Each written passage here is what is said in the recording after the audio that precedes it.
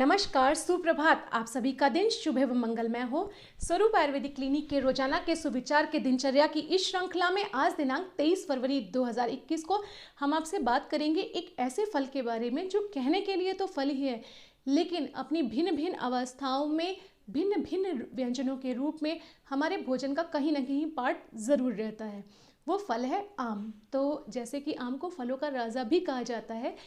ये कहने के लिए तो ग्रीष्म ऋतु का फल होता है, लेकिन पूरे वर्ष भर किसी न किसी रूप में हम जो है किसी न किसी व्यंजन के रूप में इसको ज़रूर यूज़ करते रहते हैं। कहीं पर आम पापड़ के रूप में, तो कहीं अचार के रूप में, तो कहीं अमचूर के रूप में। तो यूज़ इसका साल भर होता है, भले ही आता ग्रीष्म ऋतु में। अब क्योंकि ये अपनी भिन्न भिन्न अवस्थाओं में यूज़ किया जाता है और भिन्न भिन्न अवस्थाओं में यूज़ करने की वजह से इसके गुण भी जो है वो अलग अलग होते हैं। अब अलग अलग गुणों वाला होने की वजह से इसके औषधीय जो प्रभाव होते हैं वो भी हमारे शरीर पे अलग होते हैं। इसलिए क्योंकि अब हम आम का यूज़ इतनी फ्रिक्वेंटली करते हैं, तो हमें ये पता भी होना चाहिए कि इसकी कौन सी अवस्था हमारे लिए लाभकारक है और कौन सी अवस्था जो है इसकी हमारे लिए हानिकारक है। और ये जानकर अगर हम इसका यूज़ करेंगे तो हमें ज़रूर कहीं ना कहीं इसके फ़ायदे मिलेंगे और नुकसान इससे कभी नहीं होगा।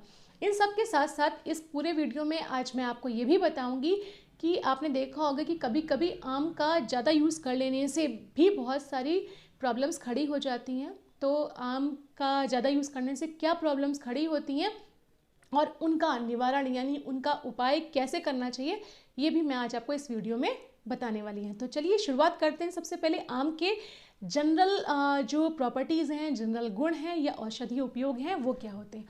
आम को जो हिंदी में कहते हैं वो आम कहा जाता है और इंग्लिश में इसे मैंगो कहते हैं और इसका जो लैटिन यानी बॉटनिकल नेम होता है वो होता है मैंगीफेरा इंडिका। ये इसमें जो है विटामिन ए, विटामिन बी और विटामिन डी और विटामिन सी काफ़ी मात्रा में पाया जाता है। इन सब के साथ साथ इसके जो गुण में है, इसकी जो छाल होती है, बार्क होती है, वो जो है रक्त संग्राहक होती है यानी कि ब्लीडिंग को रोकने वाली होती है। इसलिए लंग्स में या इंटेस्टाइन में, आंतों में और या फिर यूट्रस से जो ब्लीडिंग के केसेस होते हैं या ऐसे डिसऑर्डर्स होते हैं, उनमें मेडिसिन के साथ साथ इसका यूज़ जो है बहुत अधिक फ़ायदेमंद होता है।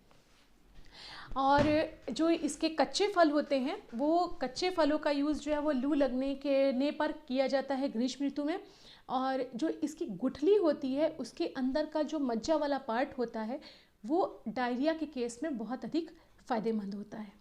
तो अब हम बात करते हैं आम के कच्चे फल के बारे में, जिसे कि एक अंबिया भी कहा जाता है, ग्रीन कलर की होती है। ये आम का जो कच्चा फल होता है, ये रस में जो है वो कषाय रस युक्त होता है और साथ ही साथ अम्ल रस युक्त होता है। यानी कि इसमें दो रस होते हैं अधिक मात्रा में, कषाय और अम्ल रस। ये रुचिकारक होता है, लेकिन ये वात और पित्त दोष से होने वाले विकारों को उत्पन्न करता है। तो ध्यान रखिएगा कि आप अगर कच्चे आम का इस्तेमाल कर रहे हैं और आपको वातज या पित्तज कोई व्याधियां हैं, तो आप इसका इस्तेमाल ना करिए, क्योंकि ये आपकी व्याधि को या आपकी रोग को बढ़ा देगा। साथ ही साथ जो इसका वो जो अमचूर बनता है, यानी कि अमचूर के लिए आपने कहा होगा ड्राई मैंगो पाउडर जो हम यूज़ करते हैं घरों में, अक्सर यूज़ किया जाता है मसालों के रूप में, जिसे कि इसके कच्चे छिलके को उतार कर इस ऊपर का छिलका उतार लिया जाता है, फिर इसको सुखा लेते हैं। तो सुखाने पर जब बिल्कुल ड्राई हो जाता है ये, तो स्टोर करके अपने पास रख लिया जाता है। कुछ लोग पीस के यूज़ करते हैं इसको, इसे ही अमचूर कहा जाता है। तो ये जो होता है ये भी अम्ल और कषाय रस युक्त होता है, खाने में बहुत स्वादिष्ट होता है, लेकिन साथ साथ ये मल का भेदन करने वाला होता है। यानी कि किसी को कॉन्स्टिपेशन की अगर शिकायत है तो उसमें बहुत अधिक फ़ायदेमंद होता है। लेकिन ये कफ और वात को दोष को दूर करता है। तो आपने देखा कि कच्चा आम जो है वो वात और पित्त दोष को, विकारों को बढ़ा रहा था, लेकिन वहीं पर ये कफ और वात दोष को अमचूर पाउडर है ख़त्म करता है। यानी कि जो वातज व्याधि वाले लोग हैं वो अमचूर पाउडर का तो यूज़ कर सकते हैं, लेकिन कच्चे आम का यूज़ ना करिएगा। अब हम जानेंगे इसके बाद कि पके हुए आम के क्या गुण होते हैं। जो पका हुआ आम होता है, ये स्टार्टिंग में तो आपको मधुर रस यानी मीठा महसूस होगा, उसके बाद ये कषाय रस युक्त होता है, स्निग्ध होता है, गुरु होता है, यानी कि हैवी होता है। ये वात दोष का नाश करने वाला होता है। कच्चा आम वात और पित्त दोष को बढ़ाता है। वातिक डिसऑर्डर्स वाले लोगों को कच्चे आम का इस्तेमाल नहीं करना चाहिए, लेकिन पका हुआ आम जो है उनके लिए अच्छा होता है, वात दोष को ये ख़त्म करता है। सबसे बड़ी चीज़, हार्ट के लिए बहुत अच्छा होता है पका हुआ आम। और सबसे बड़ी चीज़, कफ को जो है बढ़ाता है, पित्त को थोड़ी मात्रा में बढ़ाता है। वातिक जो व्याधि वाले लोग हैं उनके लिए पका हुआ आम बहुत अच्छा है, लेकिन कफज व्याधियों वालों के लिए ये बेहद बेहद नुकसानदायक है। उन्हें कफज डिसऑर्डर्स में आप जो है पके हुए आम का यूज़ बिल्कुल भी नहीं करिएगा। अब हम देखेंगे कि जो वृक्ष के ऊपर ही पका हुआ आम होता है, मतलब कुछ आम को तो एक आर्टिफिशियल मेथड से पकाया जाता है, लेकिन कुछ आम ऐसे होते हैं जो वृक्ष पर ही पक जाते हैं, उसके बाद उनका यूज़ किया जाता है। ये हैवी होते हैं, गुरु होते हैं, मधुर आम अम्ल रस युक्त होते हैं। अभी तक हमने देखा जो पका हुआ आम के गुण होते थे वो मधुर स्टार्टिंग में और बाद में कषाय रस युक्त होता है, लेकिन ये मधुर और अम्ल रस युक्त होते हैं, मतलब थोड़ा सा खट्टा होगा जो वृक्ष पे पका होगा। अत्यंत वातनाशक होता है, लेकिन वातज व्याधियों वालों के लिए बहुत अधिक फायदेमंद है और पित्त को बहुत कम मात्रा में प्रकोपित करता है। अब हम जानेंगे कि जो इसका आम का रस होता है वो कैसा होता है। जो आम का रस निकाल के अक्सर हम लोग इस्तेमाल करते हैं घर में, आम का रस गुरु होता है लेकिन बल को बढ़ाने वाला होता है। लेकिन ध्यान रखिएगा, ये कफ की वृद्धि करता है तो वेट बढ़ेगा इससे, तो आम का रस यूज़ ना करिए तो बेहतर है, जिन्हें अपना वेट नहीं बढ़ाना है या जो वेट अपना कम करना चाहते हैं। और वात दोष का नाशक होता है, यानी कि वातिक डिसऑर्डर्स में ये बहुत अधिक फायदेमंद होता है ये। अब हम इसके बाद जानेंगे कि कुछ लोग दूध में आम डालकर यूज़ करते हैं, मैंगो रस, इसका जो मैंगो शेक बना के लिया जाता है, या और बहुत सारी चीज़ों में यूज़ करते हैं। दूध के साथ अगर आम लेते हैं, पका हुआ आम, कच्चा नहीं, दूध के साथ पका हुआ आम लेने पर ये गुरु होता है, हैवी होता है, शीतल होता है, वात और पित्त दोष नाशक होता है। यानी कि वात और पित्त दोष से होने वाली जो व्याधियाँ होती हैं उनके लिए, उन केसेस में दूध के साथ आम लेना बहुत अच्छा है। और रस रक्त आदि धातुओं को बढ़ाने वाला होता है, शरीर को बढ़ाने वाला होता है, बल को बढ़ाता है, और इस तरीके से ये इन लोगों के लिए बहुत अच्छा है जिन्हें अपना शरीर में धातुओं की वृद्धि करनी है, बल को बढ़ाना है और वातज पित्तज व्याधियाँ हुई हैं। अब हम बात करते हुए आम पापड़ की। जो बाज़ार में आम पापड़ मिलता है आम के रस को सुखाकर, ये आम पापड़ जो होता है वो लघु होता है। आम गुरु है लेकिन आम पापड़ लघु है, क्योंकि ये सूरज की किरणों से सुखाया जाता है। सूरज की किरणों से सूखने के कारण ये लघु हो जाता है खाने में।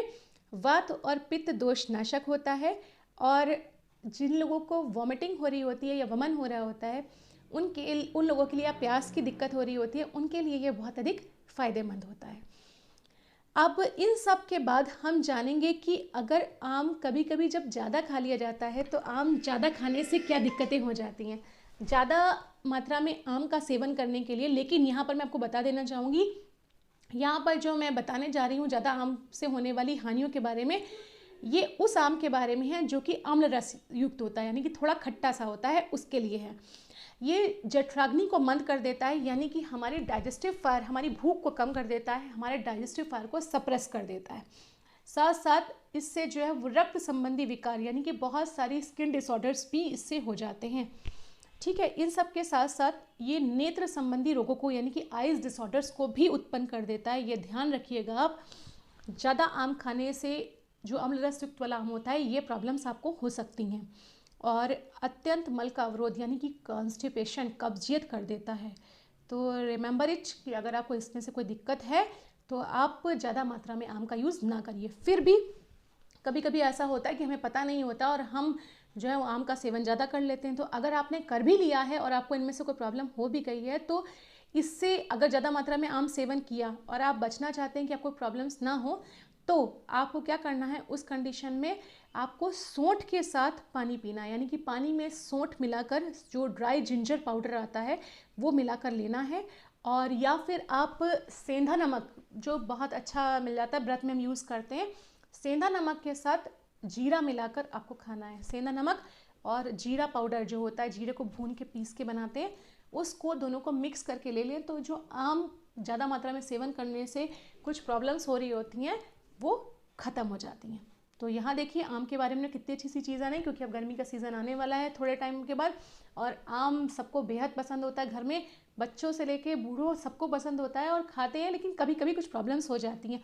अगर हो जाए तो मेरी इस वीडियो को देखिएगा और हो सकता है इससे आपकी थोड़ी मदद हो जाए। तो मैं फिर आपसे कहती हूँ कि अपनी दिनचर्या बदलिए और स्वस्थ रहिए, और हमारे दिनचर्या की सुविचार की श्रृंखला से हमारे साथ जुड़े रहिए।